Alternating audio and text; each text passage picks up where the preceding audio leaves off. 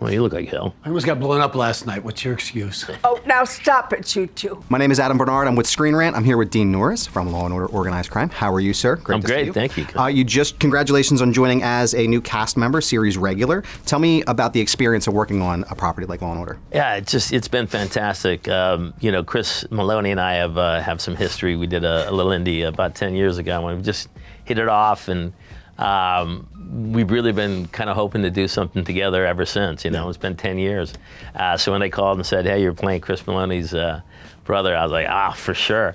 So it's been great, and he's made the transition, into obviously it's a show that's been around, but having him there and having that kind of friendship has really made it a nice, welcoming and comforting place to be. Now, season 5, I know you're on Peacock now, so it's a little bit edgier now. I've heard some cuss words, which is, it's great. I think it complements the product pretty well.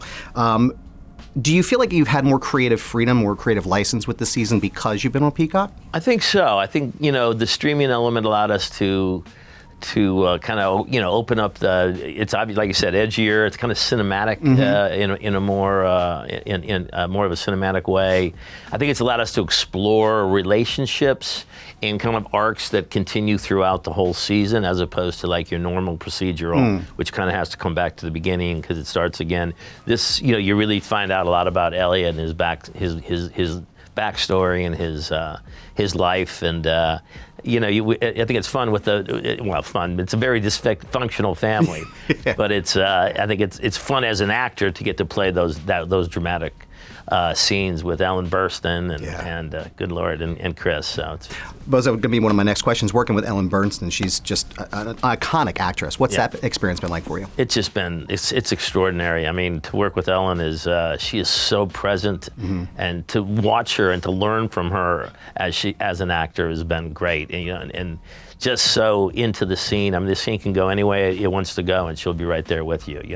I just cherish every day I go to work. I get to work with her. I'm a happy guy. That's awesome. Now, I know last season you got to do a little bit of, I guess, detective work, breaking into Joe's winery. Yeah. I noticed a little bit of shades of Hank there, which I'm sure was exciting for you.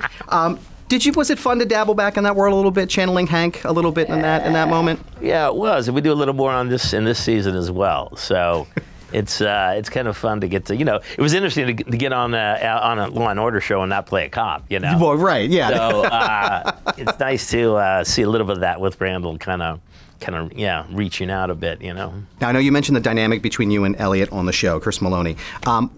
It seems like it's fractured, but it seems like things are starting to get a little bit better now because of the issues that are happening with your mom. We also have some outstanding business with Joe Jr. Yeah. How is that relationship? What can we expect from that dynamic between Elliot and Randall going forward this season? Yeah, it does. It does get more. It does get more interesting and complicated, but also stronger in our bonds. Randall hadn't been there for 18 years, and Elliot was under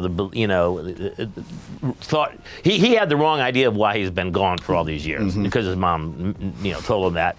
So I think it allows us to now rebond as brothers, because now that the secrets are out, and now we got to kind of deal with each other. But they're both kind of strong characters, and so they're they're not easy together to kind of piece together. But I think as the season goes along, for sure, you start to see a stronger, deeper bond between the two. Now, I know the show deals with a lot of family issues as well, but I know that you're a father of 5. I'm a father of 4. All right. So I know that a lot of times guys like us don't get a lot of time to sleep, let alone do much of anything.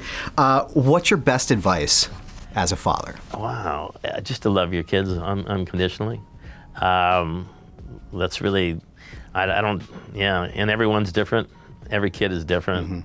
And the only thing you can do is support them and love them and give them the strength to face this crazy world. Dean Norris, thank you so much for your time, sir. I really appreciate it. Thank you, sir. When do you want to, by the time you get into it, by the time you want to talk about it, it'll be too late.